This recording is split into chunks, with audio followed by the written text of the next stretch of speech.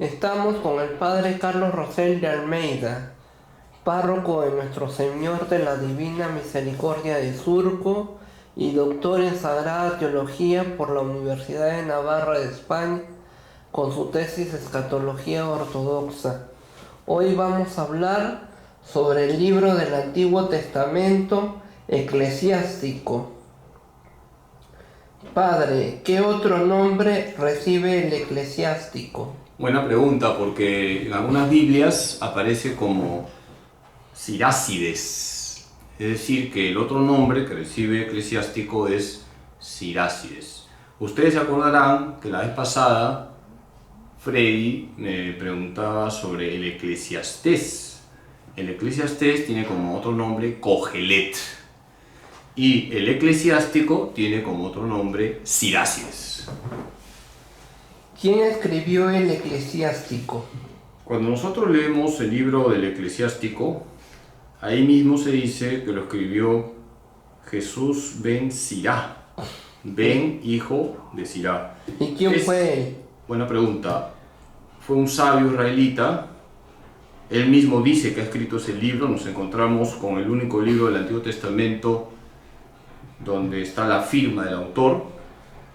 Respondo tu pregunta, ¿quién fue Jesús ben Sirá? Un sabio, se calcula que vive hacia el siglo II a.C., que recoge la sabiduría del pueblo, la reserva sapiencial presente en el pueblo de Dios, y escribe este libro que es de género sapiencial. ¿Cuántos capítulos tiene el eclesiástico? Es un libro largo, 51 capítulos. Un libro que hay que leerlo con calma, así como Proverbios, así como el Eclesiastés. Los libros sapienciales no son para leerlos de forma corrida, sino hay que ir con calma, ir meditando las máximas, ir meditando las enseñanzas. Por lo tanto, un consejo para leer el Eclesiástico: tratar de buscar pasajes cortos y sobre todo eso llevarlo a la reflexión. ¿Cuál es el contenido del libro del eclesiástico? Podríamos decir que hay como 4 puntos. En primer lugar, ¿qué es la sabiduría y qué beneficios trae? El Eclesiástico del 1 al 23. Luego, lo que es la sabiduría en la vida social, cómo la sabiduría trae consigo una unción en la vida social. El Eclesiástico del 24 al 42 nos presenta eso. Un tercer punto es la sabiduría en la naturaleza y en la historia. Por ejemplo, en Eclesiástico 43 al 50, y la última parte es un epílogo en el capítulo 51. Quiero remarcar que este libro, como Proverbios y el libro del Eclesiastés, enfatizan mucho el tema de ser sabios. ¿La naturaleza tiene sabiduría? Nosotros, al contemplar la naturaleza, vamos al Dios sabio. Tu pregunta es interesante. En la naturaleza descubrimos la sabiduría de Dios. La naturaleza no es Dios, es obra de Dios. Entonces, si tú contemplas la creación, de la creación vas al creador. Si tú contemplas el orden que hay en la naturaleza, el orden que hay en la creación, vas a preguntarte, esto lo ha hecho alguien que es sumamente sabio. Y esa pregunta te lleva a una respuesta: Dios. ¿Qué pasa si atentas y vas en contra de la sabia naturaleza, de la sabiduría de la naturaleza? Todo lo que va en contra de la naturaleza hace daño al hombre. Cuando hablo de la naturaleza, estoy hablando también de la naturaleza humana. El aborto es un atentado contra la naturaleza, porque el hombre forma parte del cosmos. Ciertamente que el hombre, de toda la creación visible, lo más importante es imagen y semejanza de Dios. Por lo tanto, felicito tu pregunta, porque hoy en día nos encontramos con una ecología equivocada. Hay muchos que hablan de proteger la naturaleza, lo cual está bien, pero comencemos por proteger al concebido no nacido. Comencemos por defender la vida en todas sus etapas, la vida humana. Comencemos por cuidar a la mujer gestante, al anciano, al enfermo, a las personas que tienen fragilidades, que necesitan de nuestra protección. Y en ese sentido me viene a la memoria una frase del Papa Francisco cuando inició su pontificado, refiriéndose a San José. San José es custodio de la creación. ¿Qué tanto se politiza, se legisla y se hace campaña a favor de la sabia naturaleza y de todo lo que eso contempla en la actualidad? Como he señalado, nosotros tenemos que distinguir entre la creación y el creador. Cuando uno contempla la naturaleza, descubriendo las huellas de Dios, tiene una contemplación correcta de la naturaleza. Cuando divinizamos la naturaleza, pensamos que la naturaleza es Dios, tenemos una visión errada de la naturaleza. La naturaleza no es Dios, es obra de Dios. ¿Cree que la naturaleza y su concepción, comprendiendo la concepción también del ser humano, debe estar en la agenda de todo país y de toda nación del mundo? Tu pregunta me lleva a hablar de los bienes innegociables. En la agenda de todo gobierno debe estar la protección de los bienes innegociables, la vida humana que es sagrada desde el primer instante de su concepción, el matrimonio que es entre varón y mujer, la familia, célula básica de la sociedad, el derecho de los padres por educar a sus hijos, la protección de los pobres, el cuidado de la creación. Estos bienes son innegociables, el centro de todo es la persona humana. Pero fíjate una cosa, el libro del Eclesiástico no es un libro que hable tanto de la naturaleza, por lo tanto creo que estamos extendiéndonos demasiado a un tema que no es el tema central del Eclesiástico. ¿Cree que aparte del derecho a la vida también debe de haber un derecho a la muerte? ¿O el sufrimiento, cómo se puede manejar en una persona que está desahuciada o que tiene una enfermedad terminal? Hay derecho a la vida, pero no hay derecho a la muerte. Tenemos más bien que respetar la vida en todas sus etapas. No hay derecho a lo que es un mal. La muerte es un mal físico, ciertamente. El mal moral es el pecado. Y todos nos vamos a morir por ley natural. Porque somos seres finitos, pero sabemos desde la fe que hay vida eterna. Pero ese es otro tema, Y el sufrimiento de la persona... El sufrimiento, el dolor, hay que buscar paliarlo, hay que cuidar a los enfermos. Y para eso están también las medicinas. La iglesia no te dice que el enfermo tiene que sufrir y no tomar medicinas de ninguna manera. Hay que tomar las medicinas, si una persona está enferma tiene que tratarse, se tiene que buscar siempre que el enfermo recupere la salud.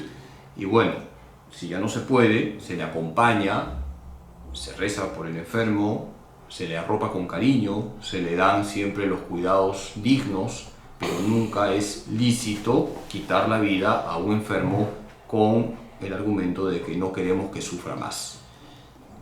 El hecho de que tú hayas sufrido en tu vida cotidiana, en tu trayectoria como profesional, como ser humano, como miembro de una familia, como parte de una localidad, de una sociedad, te otorga y te brinda cierta experiencia, cierta sabiduría. Por supuesto, y retomando el tema del eclesiástico, no te olvides que estamos en el eclesiástico, la sabiduría también lleva a afrontar el dolor y el sufrimiento con entereza. La sabiduría para un cristiano está conectada con su fe, más aún es un don del Espíritu Santo que nos hace entender el dolor y el sufrimiento desde el misterio pascual de Cristo. Cristo ha sufrido por nosotros, pero el sufrimiento, el dolor de Cristo no es lo definitivo es la resurrección, la gloria. Una persona sabia asume la enfermedad uniéndose a Cristo crucificado para participar de los frutos de la resurrección. ¿Cuáles son las enseñanzas del eclesiástico? Volviendo al eclesiástico, en primer lugar se nos dice que la sabiduría viene de Dios, una primera enseñanza, toda sabiduría viene de Dios. Una segunda enseñanza, el temor del Señor es el principio de la sabiduría. Qué importante es el temor del Señor, no miedo, sino temor, santo temor, respeto a Dios infinitamente santo. Una tercera enseñanza es que debemos respetar a nuestros padres. Hay un texto que sería bueno que nosotros meditáramos constantemente, Eclesiástico 3, 1 al 16, ahí se habla de lo que significa el cuarto mandamiento. Qué importante es respetar a nuestros padres, velar por nuestros padres. Hay que buscar la sabiduría, es otra enseñanza que está en el Eclesiástico. Una quinta enseñanza viene a ser que debemos tener presente que nos vamos a morir, por eso no hay que estar aferrados a las cosas de este mundo. Una sexta enseñanza es el valor de la mujer. La mujer tiene un gran valor en la sociedad, pero también se habla de que cuando la mujer se pervierte, pues se pervierte el ambiente, por eso es importante valorar la presencia de la mujer. Una séptima enseñanza es que el pecado nos daña. Un sabio es aquel que rechaza el pecado. Otra enseñanza es la importancia de la corrección a los hijos. Por ejemplo, está en Eclesiástico 30, 1 al 13. Los padres tienen que corregir a sus hijos. Los padres que son sabios corrigen a sus hijos, lo cual no significa que le vas a dar una paliza a tu hijo si se porta mal, pero sí hay que corregirlo con firmeza y caridad. Y una última enseñanza viene a ser que debemos practicar la misericordia. ¿Cómo y de qué manera se entiende, se asimila, se comprende y se acepta el sentido de la muerte? Porque aquí usted dice el hecho de tener presente que nos vamos a morir en algún momento. Por supuesto. ¿Cómo se asimila, cómo se acepta, cómo se interioriza ese hecho, ese proceso? Te respondo con un texto clásico para la escatología, el estudio del más allá. Yo soy profesor del más allá de escatología, y cuando empiezo las clases de escatología cito a Eclesiástico 7:36. Piensa en tus novísimos y no cometerás pecado. Piensa que te vas a morir y no vas a ofender a Dios. Piensa que hay cielo y no ofenderás a Dios. Piensa que hay infierno y no ofenderás a Dios. Piensa en tus novísimos. Piensa en el momento de tu muerte, piensa en lo que va a pasar tras tu muerte, y andarás con cuidado porque tenemos esta única vida para alcanzar la eternidad. Por eso, ¿y qué son los novísimos? Los novísimos son las realidades últimas, la muerte, el juicio particular, el cielo, el purgatorio, el infierno, son los novísimos. ¿Y por qué tiene ese nombre? ¿Qué significa? ¿Cuál es la etimología? Veo que eres un gran teólogo. Novísimos viene de novum. Novum significa nuevo. Tras la muerte hay novedad. La muerte trae una novedad. Todo es novedad. El cielo, y ojalá que esa sea la novedad para ti, pero también el infierno es novedad, una mala novedad, pero es novedad. Tras la muerte uno entra en otra dimensión, hay una novedad, por eso un novum, novísimos. Bueno, doctor, gracias por tu entrevista. Padre, una consulta. Última. ¿Y los novísimos es parte del concepto, del background, del universo, de lo que es la buena nueva de Cristo? Porque novísimos... Has hecho una pregunta bien enredada. Sí. A ver, vamos a clarificar tu pregunta. Parece que eres un candidato al Congreso con tu pregunta enredada. La palabra novísimo es una palabra utilizada por la Iglesia para hablar de las realidades últimas. ¿Y por qué? En realidad la gran novedad es Cristo resucitado. Fíjate, el novum, en latín nuevo, lo nuevo, la gran novedad es lo que ha hecho Cristo resucitado. Dice 2 Corintios 5:17, en Cristo somos una nueva creación. Entonces, tú tienes que aspirar a una gran novedad. La gran novedad de estar con Jesús y la gran novedad de que tras la muerte vivas esa felicidad, que es algo tan maravilloso que dice 1 Corintios 2:9, ni el ojo vio, ni el oído escuchado, ni la mente ha imaginado lo que Dios tiene preparado para los que le aman. ¿Y qué significa difundir, promover, incentivar y propalar la buena nueva? Significa que ahí donde estés tienes que hacer que la persona que está a tu lado se encuentre con Cristo. Punto. Eso lo tienes que hacer. Por ejemplo, es lo que hace con Bálsamo Católico, ¿no? ¿Cuánta gente sigue Bálsamo Católico? No por mí, que soy un siervo inútil. ¿Sabes cuáles son mis 3 títulos, no? ¿Cuáles son sus ¿Cuáles 3 son? De tantos años siguiendo y no sabes cuáles son. Doctor en Sagrada Teología por la Universidad de Navarra de España. Espérate. Con su tesis de Escatología Ortodoxa. Espérate. Tú sabes, porque me sigues años, que mis 3 títulos son siervo inútil, un pecador, un burro de Cristo. Así que tú, con tus miserias y debilidades, pero también tus virtudes, a través de Bálsamo Católico, llegas a mucha gente, comunicas el Evangelio, no por mí, todo viene de Dios, cuando uno tiene recta intención y lo hace para la gloria de Dios. Y estás haciendo lo que tú me estás preguntando, comunicando esa novedad a los demás, haciendo que se encuentren con Cristo. Bueno, lo dejamos ahí. El Señor esté con ustedes. La bendición de Dios Todopoderoso, Padre, Hijo y Espíritu Santo, descienda sobre ustedes y permanezca para siempre.